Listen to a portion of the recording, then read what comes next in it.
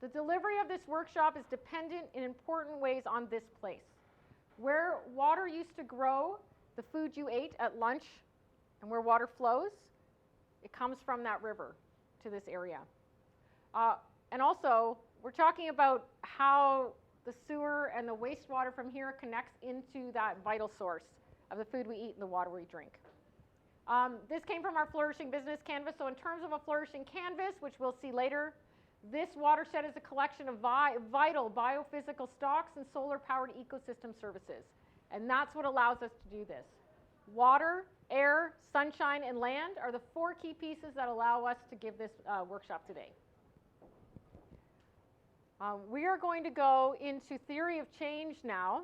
However, I had a few questions and comments at break. One of them is, social enterprise is this wavy line that moves constantly and it's like super blurry when you can't really see very well. Yes. Is there a line? No. Is there a really clear definition? Column A, for-profit. Column B, corporate social responsibility. Column C, social enterprise. Not really. I wish there was. I wish it was clearer. Again, it's those questions. Is the intent to do good? Do they do good? Do they measure it? Measurement actually is key in that, because you can intend to do good and say, oh yeah, we hired people. We need to know, because you will be challenged, how many. If you only hired 2, well, can we make that bigger? So measurement's key. Again, it's still really difficult. The other question I had is, why would anybody identify as a social enterprise? So I did a Google search for pictures of millennials, because this is why. So millennials, right now, in the next 3 to 5 years, your key buying people, your key customer segment is going to be millennials. Millennials want socially conscious business. They will take a 30% pay cut to work in a socially or environmentally conscious business. So if you're recruiting, if your entrepreneur is building a business that needs staff in 3 to 5 years, they're scaling up, they're going to be hiring likely millennials. And those millennials want to know that there's at least, at the minimum, corporate social responsibility in place. However, malls are dead. Traditional streams of revenue for businesses in reaching customers, they're changing, because millennials want this piece. They want to know their business. They want to know the business owners. They want to know that it's doing something good. This is going to be key for market segments leading forward with social enterprise. And then that moves into, it's a marketing piece. There is something, the people who do it intrinsically are going to do it regardless. We try and help people who maybe aren't there yet to say, you will be challenged, you can tell the story of your business, and now you can use that to market to your next key market segment, which is millennials.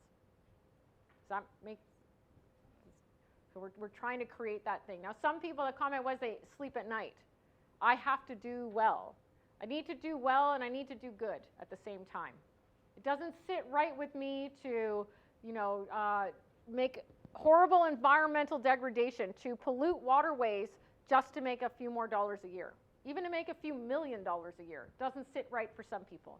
So that's the change that happens. And then that's intrinsic for some people. And for others, it'll move into that marketing piece. Any other questions or thoughts, comments, dilemmas? Or I also say major moral quandaries. Yeah, I know. I don't know if I can answer, but I am here to validate, and you can cry on my shoulder. So how are you feeling? I know I wish I could give you just the clear definition. Hopefully it'll become a bit more clear as we go through. We're good? Okay, so Andre's going to join me, and we're going to talk about theory of change. Remember I said that blue sky session? The process of going from here to there is a piece of theory of change. So Andre's going to talk to us about it. You don't have to read any of the script on the page. If it's completely different, I will update it before you get home. Thanks, All right, Andre. thanks, guys. So yeah, thanks, guys, for being here again. Andre, I'm going to do a quick exercise with you guys to kind of maybe before we jump in. You're going to do something with your partner beside you. You're going to ask them why they came here today. But you're not going to ask them once. You're not going to ask them twice. You're going to ask them 3 times. Mm-hmm. And the other person's going to do the same thing for you. And each time you ask them that question, you have to give them a different answer. and kind of dig a little deeper of why you came here. So just take 5 minutes right now, and I want you to ask the person beside you why they came here and give 3 different answers. Go ahead.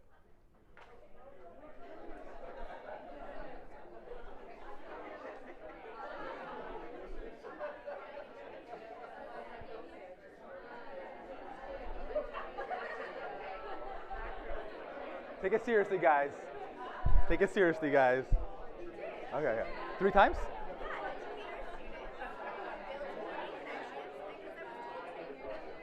Hey, how about you? How about you?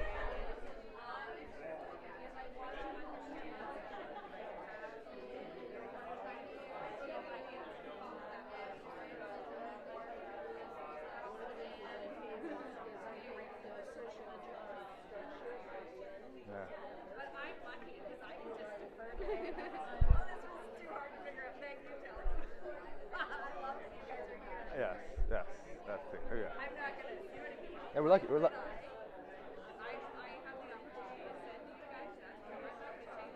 Yeah.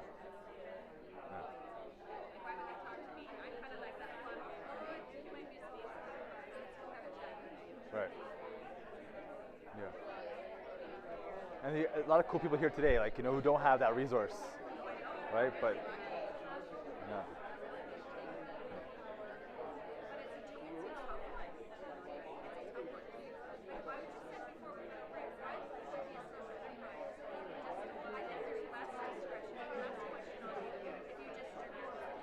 Yeah.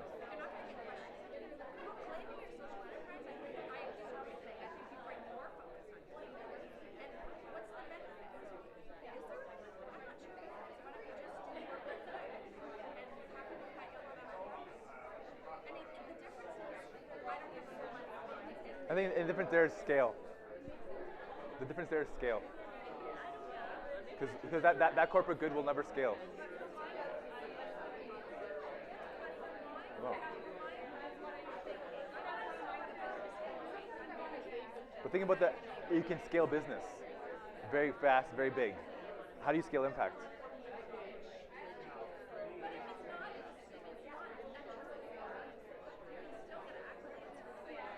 But it's not about accolades.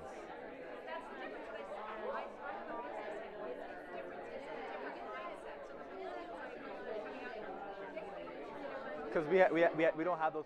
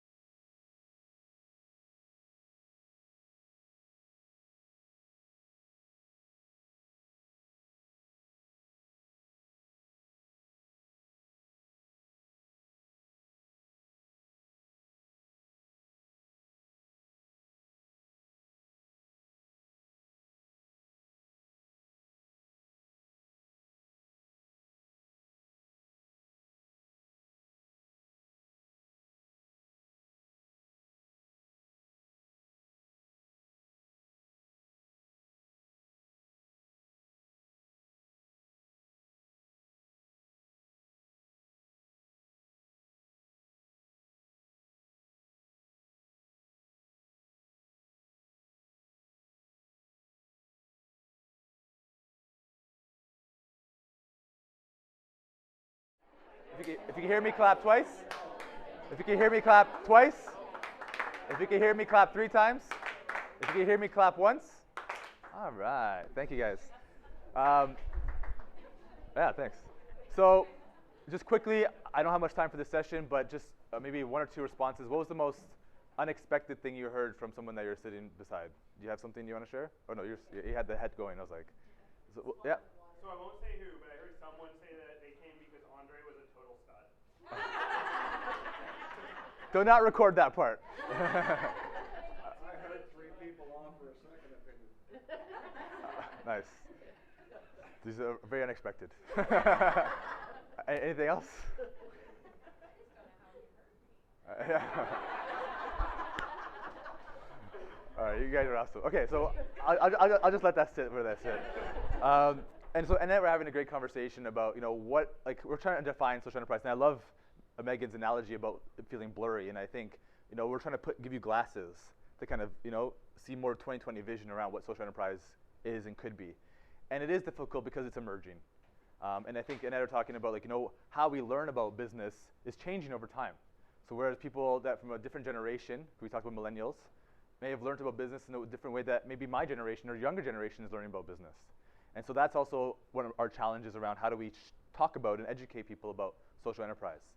Now, the reason I wanted you to exercise around the why is because I think a lot of this work is fundamentally driven by an internal why. So Megan talked a little bit about her why. The reasons why she did things. She's a social entrepreneur. The things that drove her to create those. I had the same thing. I came from the nonprofit industry, ended up starting a not-for-profit, ended up becoming a social enterprise. And I didn't realize I'd be on that journey, but I had to follow that journey because there was something I was missing in the work that I was doing. And I found my calling in this work because what I do believe in is social and environmental values should be valued. Because my generation maybe understands that our earth can't sustain the way we currently operate forever. And that there's a lens of sustainability, of finite resources, that growth is not exponential. So these are the things that drive me to think about, okay, well, how do we promote more social enterprise? So I had the fortunate opportunity of being part of the Impact Measurement Task Force as part of the Government of Ontario. So with this work, with this strategy, they're putting money out there to hire people like me and Megan and Julie to do this work and support initiatives like Innovate Niagara and Huron and Epicenter in Windsor, and do this all across Ontario. But they're also trying to think about how do we even create a common approach. So in accounting, we have common accounting practices. It's very easy to think about the financial metrics of a business because we have standard practices. When we talk about impact, that doesn't exist for us. There isn't a standard practice that we can all point to say, hey guys, here's how you're going to measure impact. It's easy for us to talk about social enterprise now. That's missing. So it makes it difficult to say, hey, we can attach ourselves to this concept. So we're going to talk about theory of change. That's one way of talking about the impact, the social and environmental impact. That's part of the triple impact of a social enterprise. Now, I'll mention that the report just came out that talks about how do we create a more common approach. One of the methods they talk about is a theory of change, and I'll talk to you a little bit about what that is. We have other standard approaches like B Corporation. Who here has heard of B Corporation? Right, we talked about it today. And so that's a really great way to start thinking about how do we standardize the corporate model into being more socially, environmentally responsible as part of their revenue-generating business model. And then also, how do we also think about what impact measurement frameworks? What's really exciting about this work is we're thinking about how do we map our local impact, the things that we're doing here in our communities, to the global framework. And the global framework that we're discussing is the United Nations Sustainable Development Goals, which is the United Nations have agreed to. And if we can be part of a global change, that's kind of cool too. Also, data is huge. So Megan mentioned, what can you measure? Data has to be part of that. When you have a business and talk about finances, you want reports. You want accounting reports. You want them to tell you how much, give you receipts and talk about revenue and talk about their costs, right? There's data that allows you to understand. In impact, there's data to help us understand. We're talking about climate change, we can talk about greenhouse gases, emissions. We're talking about employment, we can talk about how many people are employed. There's different data that we can use to help us understand that impact. There's also qualitative data. So for those of you that maybe think about quantitative as numbers and qualitative as the stories, and that's why we have a story piece later, is also thinking about the testimonials. So I just took a tour, and Leah had a great quote. And I'm just going to quote you right now. She's like, this is like a living campus for social innovation, for social enterprise. And to me, that's an impact of what we're doing. Someone who's being inspired and educated through the work that we're doing, and I can not only measure that in terms of, okay, there's 29 people in the room today, I counted. but also that there's an educational component that's happening. And we are going to give you an evaluation form at the end of the day today. And on there, there's going to be metrics. It's going to ask you, did you learn anything today? Rate yourself from 1 to 5. But it's also going to say, what did you learn that actually matters to you? And you're going to write down some words, right? That's not going to be data. And then you can get more complicated. There's, evaluation is a very sophisticated industry. We talk about the medical, my wife's in clinical research. The way they have a whole department that's full of data that does clinical research for them. They have amazing metrics and analytics resources to do that work. So in our space, we're not at that level of sophistication yet. There's a hope that we can get more sophisticated in terms of how we collect data, but that's also a part of it. So this is the Mac right here. Okay. So what I'm going to show you today is one methodology to think about how to create that theory of change. So can you guys give me one of the whys that someone said to you? Why they're here? It's a day out of the office. Megan? I want to hear from the group. I know there's like 28 of you here. So it's going to be easy. Someone's got an idea. Don't be shy. Yep. Free lunch. Trying to find a line. In the back there? There's an opportunity to meet like-minded people. Okay. So if that's part of your mission is to meet opportunity to like-minded people, how are you going to measure that you actually did that? You got a business card. All right, great. How many business cards did you collect so far? 2. Okay, so that's one metric that you've created to think about, okay, if I want to meet more like-minded people, one of the metrics I'm going to use is how many business cards do I collect from those people. So that's the metric that you've determined. So I think that's the kind of mentality that we look at. What's your why? And if that's your why, how are you going to measure it? So in the theory of change, and it's, I guess, a really small font, don't forget sesw.ca, you're going to map out some of those things. So the word output refers to the data metric. So you're going to say, okay, those 2 business cards, that's my output. But what's your outcome? So why do you want to meet more like-minded people?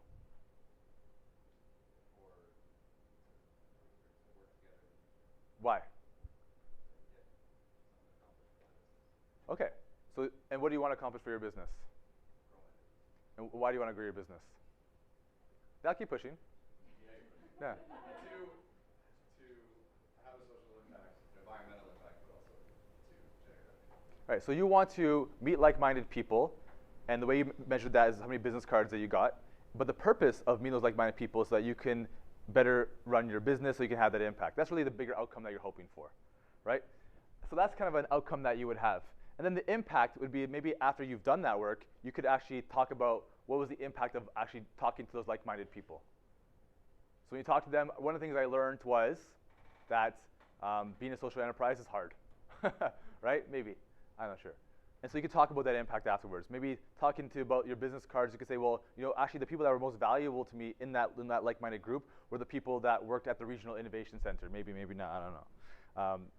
So those are the kind of things you can talk about in terms of your impact. Now, on the other side of that is resources and activities. So how do you meet like-minded people? Okay, someone else can actually answer. You're right. All right, thank you for that. How do you meet like-minded people? What's one of the ways you're going to meet like-minded people? Don't do it, man. Don't do it. Let someone else get in there. Introduce yourself. Start talking. All right, great. So one of your activities would be to start talking and introduce yourself, right? Now, what does it take for you to actually meet those people? You have to actually travel here. It costs you money. It costs you time to be here, right? So that's one of the resources that are going to be put into meeting those like-minded people. So what we just developed is a very, fast and easy theory of change. I want to grow my business to be a social enterprise. One of the ways I need to do that is to meet like-minded people. That's going to be one of the outputs that I have. Outcomes that I have. And I'm going to do that by measuring how many business cards I get and the impact of that connection. What I have to do is I have to talk to people, introduce myself, and the money and time that I put in is travel and whatever time you're worth to be here. And so that's kind of a theory of change in a very simple methodology. Now, does this remind you of any other types of practices that you might use in business? When you talk to an entrepreneur, would you ever have these kind of conversations with them? In what context?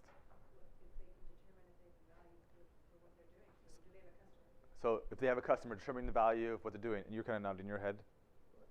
Part of it is budgeting, right? I mean, what do we need to do and put in to achieve the output?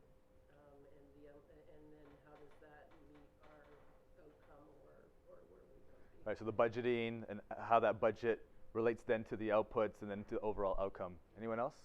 Yep. A cost-benefit analysis, right? So these aren't foreign kind of conversations, right? You're having these conversations. What's just a little bit different is the type of content in that conversation. So instead of just talking about the customer, we're now talking about other people in that business model, whether it be the beneficiaries, the stakeholders. We're also talking about the earth, the planet, and they're also part of that that's also part of the conversation. So I think that's what starts changing in the story about a theory of change that is similar to when you talk about operations from a business point of view, financial point of view, a marketing point of view, a cost-benefit analysis point of view. Do you have any questions on that part so far? Any thoughts as I'm sharing this with you? Who here has actually done a theory of change or worked with them? Yeah. So maybe through your experience, what was the most challenging part to do a theory of change? My mind is wired this way, so I like the framework. I like the, being able to take all those parts and work them through both forward and back. Okay, so she says her mind's wired this way, so it's easy. Not everyone has the same wires. Maybe for those of you that don't have this wired into your brain, what strikes you to be one of the most challenging things about this? Yep. I'll come at it a little bit differently. I'm with Capacity Canada at one of them. Yep. And so we were running eval workshops and trying to introduce the whole theory of change. I like his model because the one thing that we found when we were working with organizations and not-for-profits was figuring out how you take that. They were looking at it from a research standpoint. This is much more practical. So I think the barrier there was how do I relate it to what I'm currently doing. So she's from Capacity Canada. Yes, they're in the pillar, and so they were doing research around evaluation, and they felt like from the research point of view, sometimes harder to demonstrate the value of doing this type of work, and then from a practical point of view, this is helpful. That was a good summary. And so the theory of change, this model, and there's many different, you can Google it. We can provide you resources. I think on our base camp, there's a whole bunch of resources of visual models and templates, and there's many ways of doing this. This is just more the principles behind it.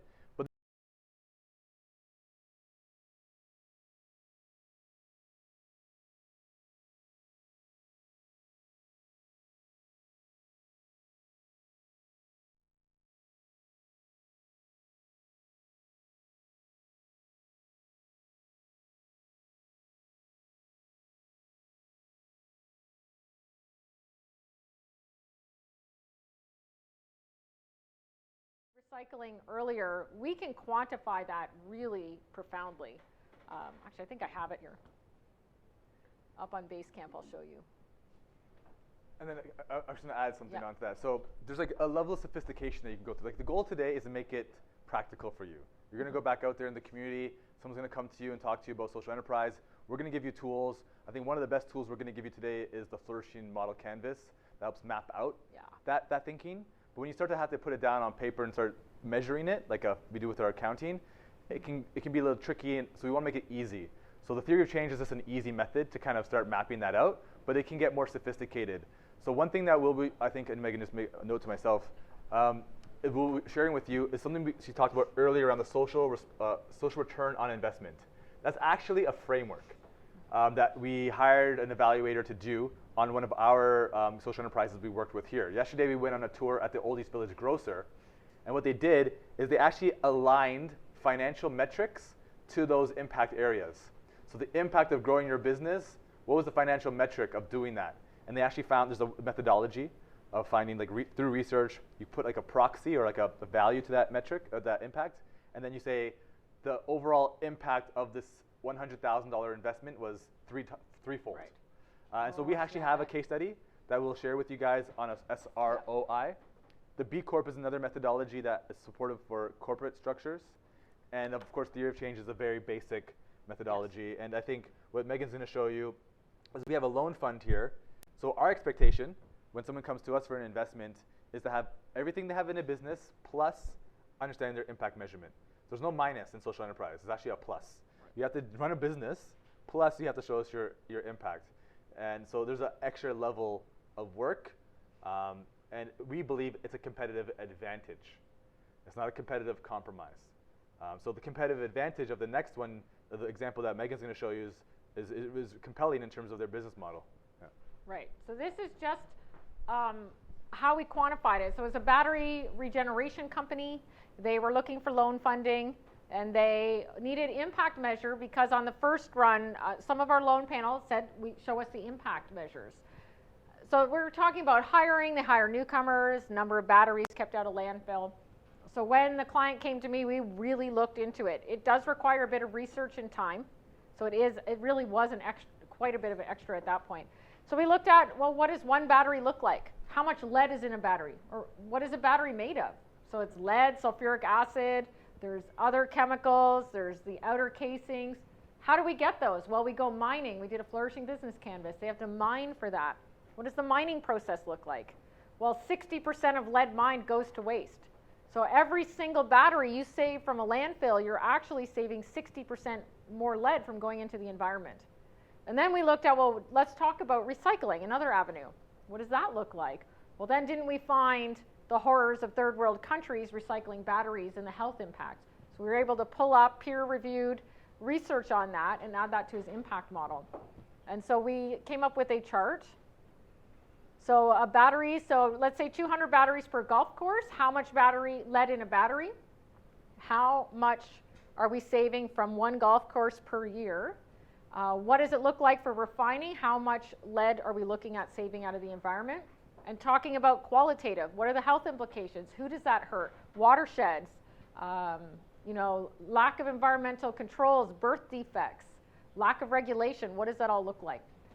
So in the end, for one golf course, if you can save those batteries out of the landfill, it's 5,000 kilograms of toxic chemicals saved out of a golf course. If we can regenerate, yes. I'm just thinking, where do you stop? Oh, I could keep going forever. That's the problem. Yes. We needed a decent impact measure that explained the social enterprise. So we had a client who really knows that he does something good, is not the quantitative person, so that's why he was with me, and knows that he's doing good and really wants to do good and has some measurements in place.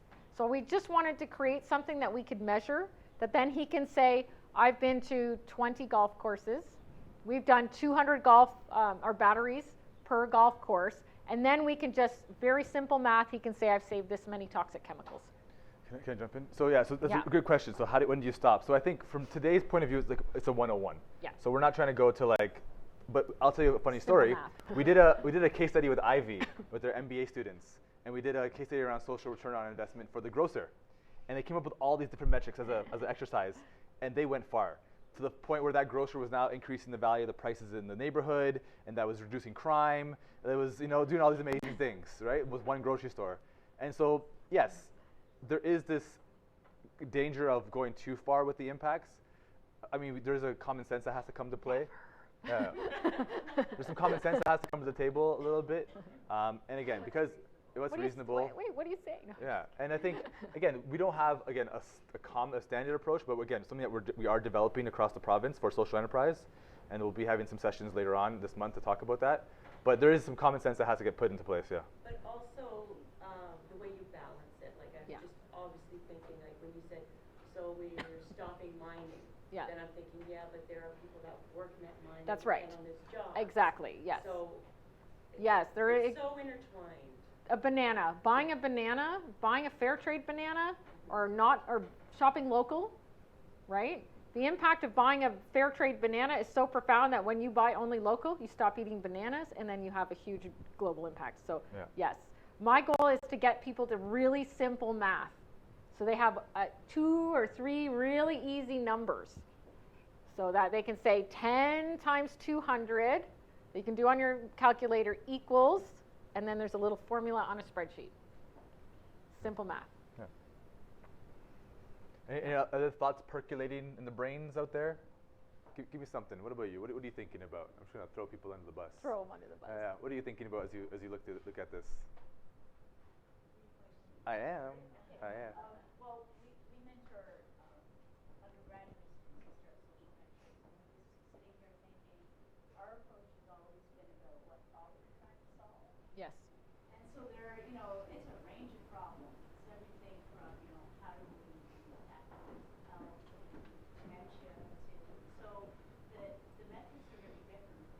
Every. venture, right? That's To right. your point, when I think of a venture like, say, creating green matrix for overdose with dementia, what's the metric that we use for that, right? Is it Yeah. number of books sold? Is it, trying to create a sense of belonging and recreation for older adults? So it's really tough, Yes. right? To come up Yeah. with a formula that is transferable across all these enterprises. Yeah. This is right. You're correct. Yeah, it's almost impossible. It's impossible. Yeah. Yeah. So for an entrepreneur, it's really at the end of the day, what's your mission? What are you trying to achieve? And then have those one or two metrics that's going to really amplify and say, here's how we're achieving that. And I will just pause there so to think about, so there is a lot of different issues and a lot of different metrics that go along those issues. There's some industries or some issues that have been standardized. So you think about like sustainability initiatives that are around like, kind of greening the economy and greening products. There are some metrics around there. ISO has some standards around that. So there are some standards out there.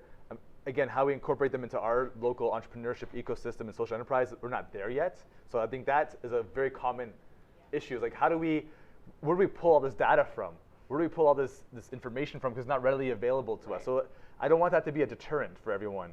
I think, yeah. Further to that, Yeah. how do you aggregate it up, right? Yes. So Yes. we're helping so many entrepreneurs Yeah. here, and they're operating across all these different problem areas. It's really tough to come up with an incubator. Here's Yes. our collective social impact. Yeah. It's impossible. So hard. That's the My Annette and advice, Lisa. my advice is pick a couple of metrics. Bums and seats always being the first one. How many programs did you run? And then, you know what? If they're students, pull a little bit of research. What are the benefits of books for people with dementia? Is it reduced medical intervention? Great. Track that. That's it. Yeah, because that startup phase, you want to keep it Yeah. simple. Simple. Yeah. Simple. Annette? I think the other thing, and I know you're going to speak to storytelling, but I think it's about Yes. having a simple visualization. Sometimes I know when we get some of these grand studies and it's going to, whatever, Yeah. the Canada's going to be. You're right. I think sometimes if you can bring it down to a story that you can visualize, you can have a personal connection to it, and it makes sense to you, and you're almost more moved by it. Yeah. You are absolutely correct. I get made fun of a lot for being the numbers person, and not just here. But storytelling's so key, right? Get away from you do need to step away from the numbers.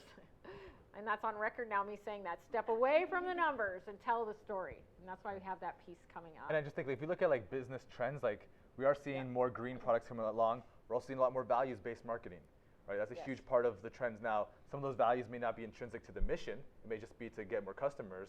For us, social enterprise is authentic values-based marketing. Lisa?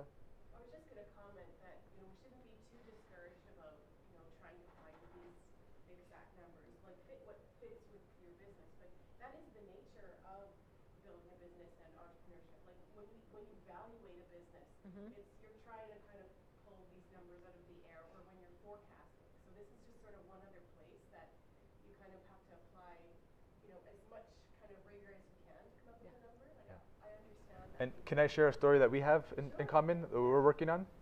Yeah. Yes, with Burst. Can I share that story? So with Tech Alliance, they have a new a health innovation incubator that's going to be supporting 30 companies. And so we started talking to them about the fund that we're creating, and we're going to be raising money to invest locally into the London and Southwestern Ontario region. And we thought this was a great opportunity to start collaborating. And so when Lisa and I met, she thought, well, how do we start embedding impact into this incubation model so that these health companies can start talking about, their patient-centered care, whatever it may be. And so we had that conversation, and we're working through how do we add maybe one question in their monitoring process with the incubator around the impact that they're having that's aligned to their mission. And it's an easy win for us because we know that these companies, for the most part, will be focused on an issue that is health related. And if they can talk to us a little bit more about that impact, we can start thinking about how do we embed that impact into the mission and the model. So maybe part of our role in all this is to be ambassadors for social Yes, enterprise as well. Not just to learn if someone comes to us about it, but for us to say, have you thought about what this Yes. could be? That would be Especially for those on campus. Yeah, our wow moment would be to have that conversation take place for every business. Have you thought about adding how you hire? Can you add one position that hires someone with barriers? It might cost you a little extra. Have you thought about using environmentally friendly packaging. That would be our really wow moment. And I do want to add that every business exists to solve a problem or sell the dream. Sell the dream, solve the problem, every business, not just social enterprise. Yep. It's just a slight shift in the way we go about doing it.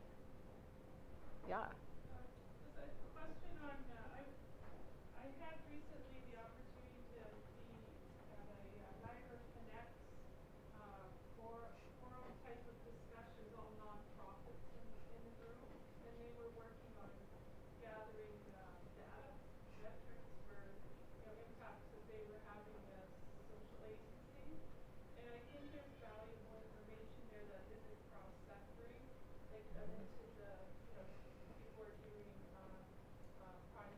private business social enterprise. Mm-hmm. So I think that's part of our role to facilitate some of that. But I think there's information there, but we don't know where it is. Yeah. Yeah. So I think.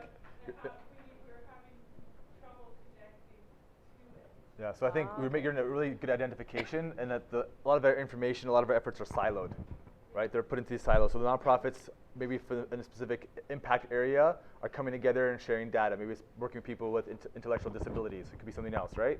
They're all sharing and gathering data. People in the tech businesses, industries, or particular ones in gaming, they're going to be sharing data and information. So a lot of our work is being siloed. I think the beauty for me around social enterprise is this opportunity to connect together. So what you saw today in the tour about cross-sector collaboration is also what social enterprise is supposed to be. It's about how do for-profit, nonprofit, government, academic, how do these sectors coincide into these common business models that are common to society and to the environment. So I think to me, that's the unique opportunity here with social enterprise, is to be able to connect those things that had been siloed for a long time together. And I think it's interesting enough, like a lot of our organizations sometimes are siloed from each other as well. So for us locally to start collaborating with Leap Junction and Tech Alliance and Small Business Center, that wasn't like in the same context 10 years ago. And today, because we have more common language around business and impact, we can collaborate more effectively together. So that's, I think, another opportunity for us. So I think you made a great observation, and I think the more we do this type of work, the more we'll see this cross-sector collaboration occur. Absolutely, yeah. If we're, for example, trying to promote a social innovation center in our community, would we then do something like a key benefit would be to facilitate cross-sector communication and begin to develop a common language because we're getting different people in the same room? Would you use that kind of as a selling feature? Yeah, so we have metrics for Innovation Works that we had to sell to our tenants and investors. And some things that we talked about, metrics were from CSI, and they had like the increase of professional networks. That was actually one of the metrics. Happiness at the workplace, being able to launch or create their social enterprise or their business. So these are the metrics that we used to kind of tell the story of our social enterprise through data, right? And we collected that data through surveys. And so Innovation Works is undergoing a survey right now with the community. Oh, yeah. So things of that nature are happening. Okay, so I'm gonna leave it there. Yeah, I'm going to go get Rachel's. Oh, or Rachel. Actually, she's right there. Do you want to go grab Yeah, her? I'll grab her. Okay, awesome. So, any questions on impact measurement? Rachel is coming in to talk to us about B Corporation. Relax. It's like so much brain knowledge. It's too much. Yeah, so it'll be 5 minutes.